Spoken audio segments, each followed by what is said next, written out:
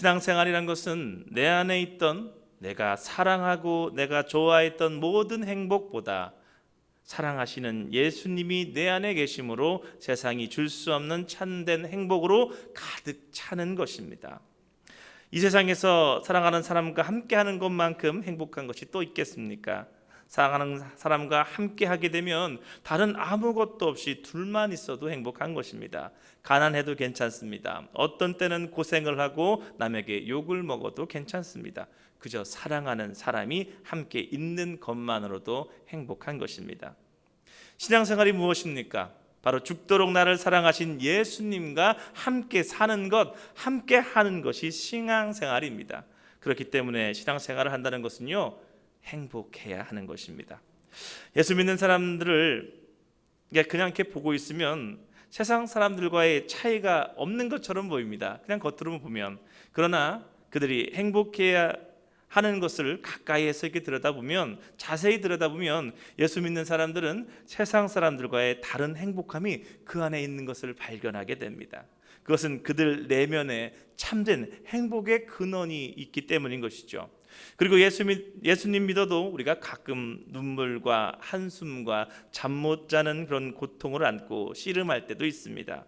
그러나 그 슬픔 가운데서도 또 가까이 들여다보면 세상 사람들처럼 절망과 좌절로 끝나는 슬픔이 아니라 슬픔 가운데 위로와 치유하심과 희망이 함께 있는 것을 우리가 볼 수 있습니다. 그래서 다시 새 힘을 얻어 그 슬픔의 자리를 일어날 수 있게 되는 것이죠. 바로 이것이 예수 믿는 자들이 누리는 행복이며 은혜이며 특권인 것입니다.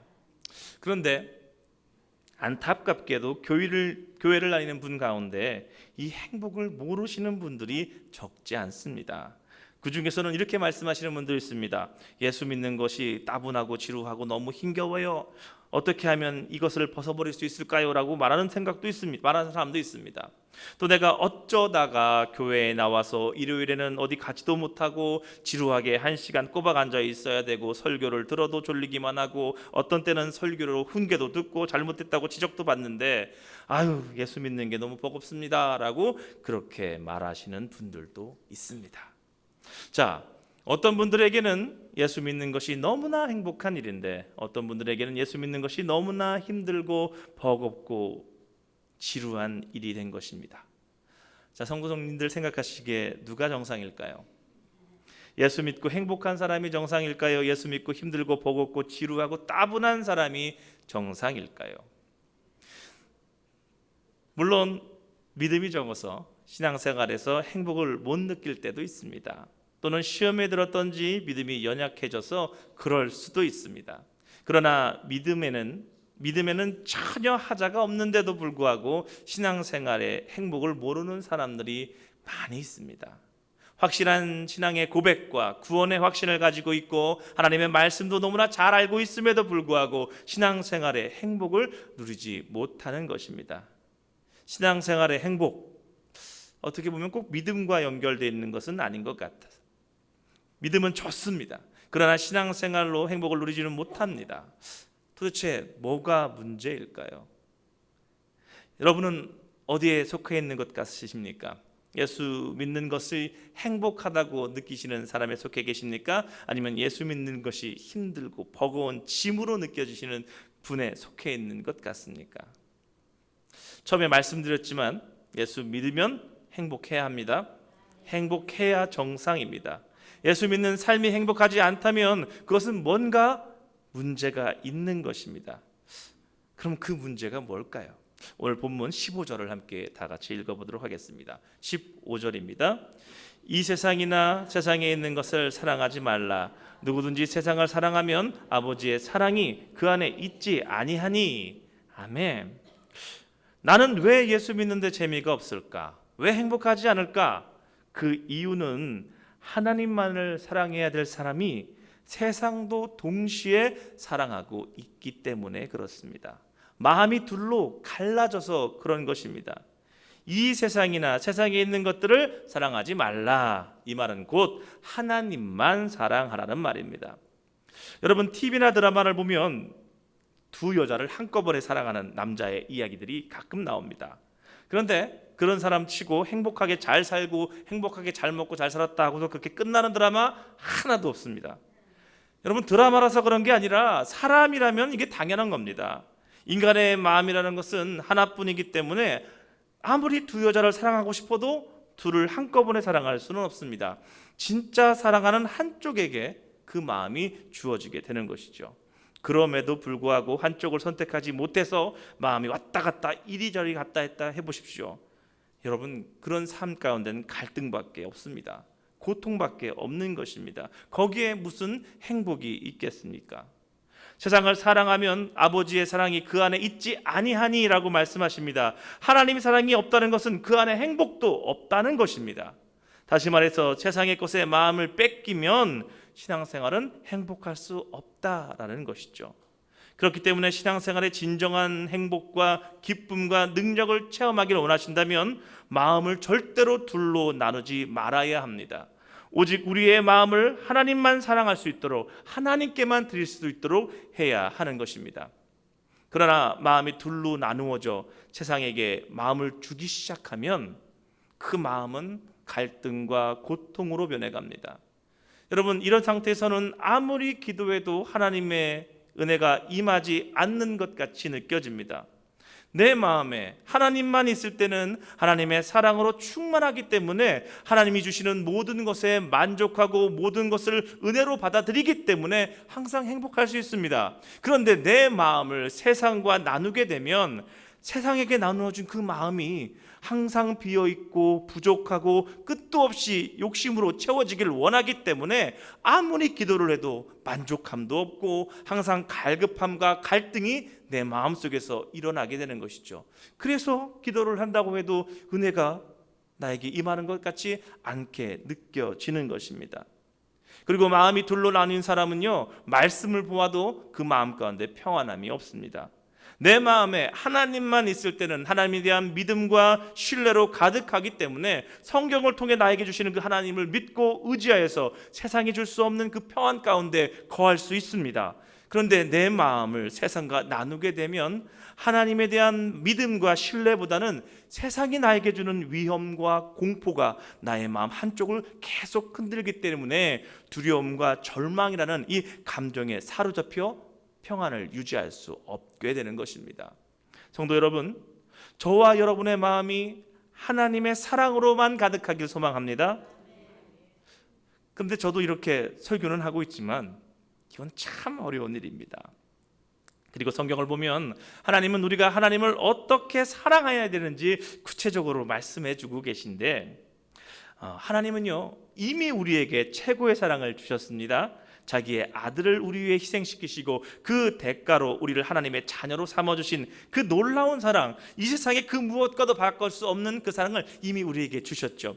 그래서 요한일서 3장 1절에는 이렇게 말씀하십니다. 제가 세 번역으로 읽어드리겠습니다. 보십시오, 하늘 아버지께서 우리에게 베푸신 사랑이 얼마나 지극합니까? 아버지께서는 우리를 당신의 자녀로 받아주셨습니다. 보십시오, 우리가 하늘에 계신 아버지의 자녀가 되었다는 사실을, 이처럼 지극하고 놀라운 사랑을 이미 주셨습니다. 그런데 여러분, 이런 최고의 사랑, 이런 놀라운 사랑을 주신 우리 하나님은요 우리에게도 최고의 사랑을 요구하십니다. 마태복음 22장 37절에 보면 이렇게 말씀하십니다. 예수께서 이르시되 내 마음을 다하고 목숨을 다하고 뜻을 다하여 주 너의 하나님을 사랑하라. 아멘. 그런데 이 말씀을 곰곰이 보고 있으면요, 아유 주님, 내가 무슨 죄로 이렇게 사랑합니까? 내가 목숨을 다하고 내 뜻을 다하고 내가 어떻게 예수님을 이렇게 사랑할 수 있겠습니까? 그런 회개의 마음이 먼저 나옵니다. 그럼에도 불구하고요, 하나님은 우리에게 계속 이 사랑을 요구하십니다. 또한 마태복음 10장 37절을 보면 좀 더 구체적인 사랑의 말이 나오는데요, 마태복음 10장 37절에 이렇게 말씀하십니다. 아버지나 어머니를 나보다 더 사랑하는 자는 내게 합당하지 아니하고 아들이나 딸을 나보다 더 사랑하는 자도 내게 합당하지 아니하며. 아버지나 어머니를 나보다 더 사랑하면 너는 나한테 합당한 사람이 아니야. 아들이나 딸을 나보다 더 사랑하면 너는 나를 사랑할 수가 없어 라고 말씀하시는 겁니다. 우리는 가족을, 부모님을, 자녀들을 사랑합니다. 그런데 가족에 대한 이 사랑을 뛰어넘어서 하나님을 사랑하라고 우리에게 말씀하고 계신 것입니다. 어려운 말씀이죠. 그럼 어떻게 해야 우리가 하나님께서 원하시는 이런 사랑을 하나님께 드릴 수 있을까요? 마리아처럼 값진 향유를 가져와서 예수님의 발에 붓고 머리털로 그 발을 씻으면 하나님을 사랑하는 것일까요? 베드로처럼 배도 버리고 집도 버리고 잡은 고기도 버리고 다 버리고 예수님을 따라다니면, 그러면서 복음을 전하면 예수님을 사랑한다고 우리가 말할 수 있을까요? 아니면 바울처럼 시집 장가 가지 않고 평생 동안 복음만 전하다가 매 맞고 감옥 가고 고생하며 생명 바쳐 복음 증거하면 우리가 예수님 사랑한다고 그렇게 말할 수 있는 것일까요? 우리가 마리아처럼 베드로처럼 바울처럼 산다 해도 하나님이 원하는 사랑을 이루는 것은요, 여러분, 너무나 어렵습니다. 그런데 하나님 한 분만 사랑하는 것도 이렇게 벅차고 어려운데 그 마음을 둘로 쪼개서 한쪽을 슬며시 세상에 마음을 주고 사랑을 주고 정을 주면 여러분 어떻게 되겠습니까? 다 드려도 부족한데 그걸 또 나눠요. 그 마음에 여러분 행복함이 있겠습니까? 우리의 마음이 둘로 나뉘며 세상을 사랑하게 되면 아버지의 사랑이 그 속에 있지 않다라고 오늘 말씀은 분명히 말합니다. 아버지의 사랑, 하나님의 사랑이 그 마음에서 떠났다는 것입니다. 성경에서 말하는 아버지의 사랑은 두 가지로 해석할 수 있습니다. 하나는 하나님으로부터 오는 그 사랑입니다. 그리고 또 하나는 내가 하나님께 드리는 그 사랑을 의미합니다. 이 말은 곧 우리가 세상을 사랑하기 시작하면 우리 생각에는 하나님도 사랑하고 세상도 사랑할 수 있는 것 같지만 실상은 하나님에 대한 사랑을 완전히 떠나버린 것이라고 말씀하는 것입니다. 사람은요 이렇게 말합니다. 한 번에 두 가지 다 사랑할 수 있다라고 그렇게 착각합니다. 하나님, 저는 하나님도 사랑해요. 그리고 세상도 사랑해요. 그래서 세상을 향해 마음을 좀 준다고 해서 하나님 너무 섭섭해하지 마세요. 하나님 사랑하지 않는 거 절대 아닙니다. 너무 신경 쓰지 마시고 그냥 있게 세상도 사랑하고 하나님도 사랑하게 해주세요. 그런데 하나님은 우리에게 이렇게 말씀하십니다. 네가 세상에 마음을 주면 나의 사랑이 네 마음에 거할 공간이 없어져. 둘 중에 하나만 택해라. 두 가지를 전부 네 마음에 담을 수는 없어 라고 분명히 말씀하십니다. 우리가 잘 알다시피 세상은 대단히 매력적인 대상입니다. 정말 무시무시할 정도로 매력이 있습니다. 세상의 매력 앞에 마음을 뺏기지 않는 것은 진짜 하나님의 특별한 은혜가 아니고서는 정말 어려운 일입니다. 우리가 눈으로 보고 귀로 듣고 몸으로 느끼며 체험하고 즐기는 이 세상의 모든 것을 통해서 세상은 우리를 유혹합니다. 그리고 세상이 주는 부귀와 영화와 권세와 세상이 주는 모든 쾌락의 유혹을 거부한다는 것, 여러분, 이건 너무나 어려운 일입니다. 오늘 본문 16절 말씀을 함께 읽어보도록 하겠습니다. 16절입니다. 이는 세상에 있는 모든 것이 육신의 정욕과 안목의 정욕과 이생의 자랑이니 다 아버지께로부터 온 것이 아니요 세상으로부터 온 것이라. 아멘. 육신의 정욕과 안목의 정욕과 이생의 자랑, 이것이 다 세상이 우리에게 주는 유혹입니다. 육신의 정욕이라는 것은요, 여러분, 소유욕을 의미합니다. 소유욕이란 것은 무엇이든 갖고 싶어하는 마음입니다. 그래서 사람은 갖고 싶은 것을 가졌다고 해도 만족하지 못합니다. 가지면 가질수록 점점 더 갖고 싶어합니다. 이게 바로 소유욕이죠. 무서운 욕망입니다. 이것이 바로 육신의 정욕인 것이죠. 솔로몬이 이 육신의 정욕이 얼마나 무섭고 대단한지 직접 체험하고서 한 말이 있습니다. 전도서 5장 10절에 보면 은을 사랑하는 자는 은으로 만족하지 못하고 풍요를 사랑하는 자는 소득으로 만족하지 아니하니 이것도 헛되도다라고 말합니다. 이 말이 뭐냐면 인간은 끝없이 모든 것을 계속해서 갈망하고 소유하고 싶어 한다는 겁니다. 은이 있어도, 은이 아무리 많아도 계속 더 갖고 싶어하고 풍요가 많아도 더 큰 풍요를 누리고 싶어 한다는 것이죠. 여러분, 이 세상에서 솔로몬만큼 부귀영화를 많이 누리고 산 사람은 없습니다. 솔로몬은 그가 원하는 것은 무엇이든 다 손에 넣었던 사람입니다. 그런데 그런 삶을 살았는데도 불구하고 솔로몬은 만족하는 삶을 살지 못했다고 말하고 있는 것입니다. 그리고 안목의 정욕은 눈으로 보고 귀로 들으며 즐거워하는 모든 것을 말합니다. 다시 말해서 쾌락이 안목의 정욕입니다. 눈으로 보고 귀로 듣는 것을 통해서 즐기는 이 쾌락, 여러분, 이건 역시 무서운 것입니다. 한번 즐겼다고 만족하겠습니까? 즐기면 즐길수록 더 큰 즐거움을 찾아 헤맵니다. 작은 쾌락을 맛보았지만 그 다음에는 조금 더 큰 쾌락을 찾고 그 쾌락에 집착하여 그 쾌락은 점점점 눈덩이같이 커져서 끝내는 그 사람을 파멸로 인도하는 것이 바로 이 쾌락, 안목의 정욕인 것입니다. 전도서 1장 8절을 보면 눈은 보아도 족함이 없고 귀는 들어도 가득 차지 아니하도다라고 분명하게 말씀하십니다. 안목의 정욕은 끝없이 쾌락을 쫓아가게 하는 것입니다. 이것도 역시 우리를 파멸로 인도합니다. 이생의 자랑은 과시욕을 의미합니다. 자기가 얻은 명성, 자기가 쌓은 부, 자기가 잘나고 똑똑한 것들을 사람 앞에 자랑함으로써 다른 사람보다 더 위에 서고 싶어하는 것, 바로 이것이 이생의 자랑인 것이죠. 인간에게는 누구나 과시욕이 있습니다. 자기를 자랑하고 싶어합니다. 그런데 여러분, 이것도 끝이 없습니다. 그래서 야고보서 4장 16절에 이렇게 말합니다. 이제 너희가 허탄한 자랑을 하니 그러한 자랑은 다 악한 것이다 라고 말합니다. 허탄한 자랑, 이생의 자랑, 이건 여러분 다 악한 것이라고 말하는 것입니다.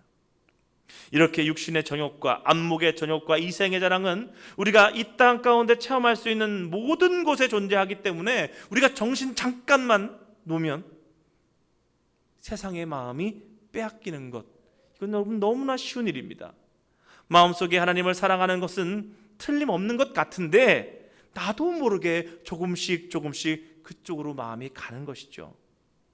세상을 살아가는 것은 행동으로 먼저 따르는 것이 아닙니다. 마음이 먼저 가고 그 다음에 행동이 조금씩 가는 것이죠. 행동으로는 우리가 교회에서 예배를 드리고 있지만, 여기서 앉아서 예배를 드리지만 이미 내 마음의 생각은 세상 속에 가 있습니다. 예배 끝나고 어디로 가야 되는데, 다음 주는 뭔 일 있는데, 내가 지금 빨리 어떻게 해야 되는데, 하나님 말씀은 막 듣고 있어요. 예배는 드리고 있어요. 행동으로 나와 있어요. 근데 마음은 이미 딴 데 가 있는 겁니다. 세상 살기 너무 어려워서 정말 이 세상 만정 다 떨어지면 그땐 그나마 다른 마음 없이 하나님께 집중하고 하나님만 구합니다. 그게 우리 인간의 본성이죠. 집안에 난리가 난다든지 육신의 질병이 생긴다든지 사업이나 직업적으로 큰 환난을 겪게 되면 오히려 하나님만 찾게 되고 더 하나님만 의지하게 되죠. 자기도 모르게 무릎 꿇고 하나님을 향해 손을 들고 기도합니다. 하나님밖에 없습니다. 예수님만이 내 소망입니다. 세상이 걱정거리를 주면 오히려 하나님을 더 찾게 되는 것이 우리의 모습입니다.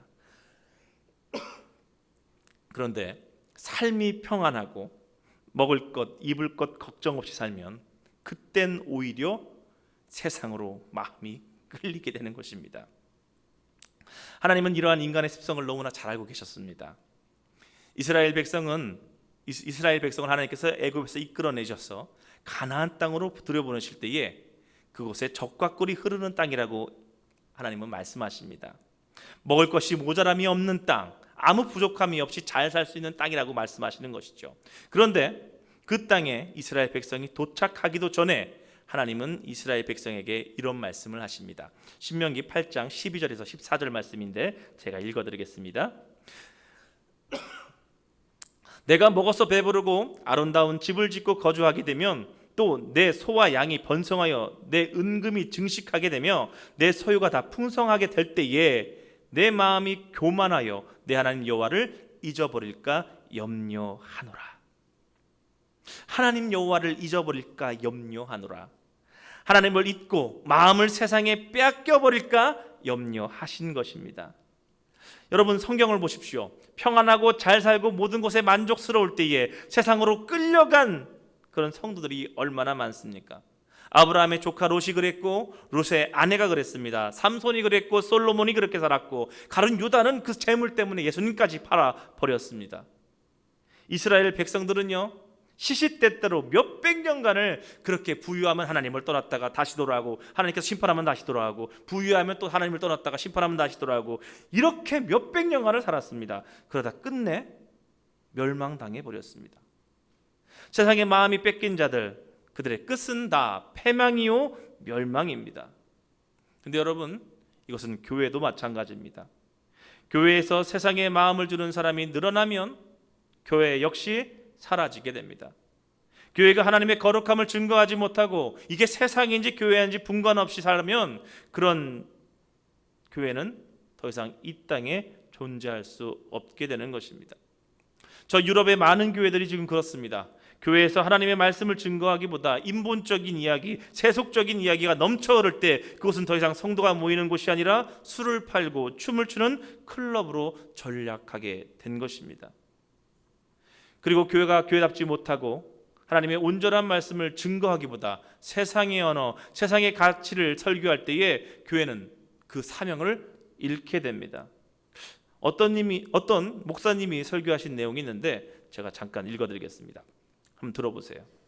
세상적인 축복은 반드시 받아야 합니다. 그것이 돈이든지 그것이 장수이든지 자식이든지 뭐든지 하나님이 주시는 세상적인 축복은 받아내야 합니다. 그것은 하나님이 허락하신 것입니다. 그리고 그렇게 받은 축복으로 세상 사람들에게 우리의 모습을 당당하게 보이십시오. 만일 여러분이 그러한 축복을 받지 못하면 그것은 여러분의 믿음이 문제가 있기 때문입니다. 그러므로 믿음을 가지십시오. 반드시 하나님은 이 모든 축복을 주실 것입니다. 아멘. 맞는 것 같기도 하고 이게 틀린 것 같기도 하고, 근데 이런 설교 너무 많이 들으셨죠? 전혀 의심 없습니다. 근데 여러분, 이 말씀은요, 성경적으로 보면 틀린 말씀입니다. 믿음이 모든 사람에게 재물을 축복으로 주지 않습니다. 그러나 이런 설교를 하시는 분은 벌써 마음이 세상으로 간 것입니다. 그리고 이 설교를 듣고 아멘 한 성도도 보면 여러분의 마음이 어디로 조금 빠져 있는지 점검해 보시기 바랍니다. 우리나라 기독교의 부흥을 보면요, 60년대, 70년대, 80년대 중반까지 엄청난 부흥을 합니다. 전 국민의 4분의 1이 넘는 사람이, 4명 중 1명이 넘는 사람이 기독교인이라고 할 만큼 이 땅 가운데 큰 부흥이 일어납니다. 그런데 90년대에 들어와서 점점 교인 수가 줄어들고 있습니다. 지금은 6분의 1도 안 된다고 합니다. 6.5, 거의 7명 중에 1명이 기독교인이라고 합니다. 그래서 어떤 단체에서 원인을 조사했습니다. 분명히 굉장히 다양한 원인들이 이 땅 존재합니다. 근데 그중 가장 큰 비중을 차지하는 것을 보면 우리나라 사람들이 힘들고 어렵고 못 살 때는 예수님 믿으려고 교회에 모였다고 합니다. 그런데 삶의 질이 높아지고 삶의 여유가 생기면 점점 교회에 나가는 사람의 수가 줄어든다고 합니다. 경제 지표가 좋아지면 좋아질수록 교회 나가는 사가 점점 줄어든다는 것이죠.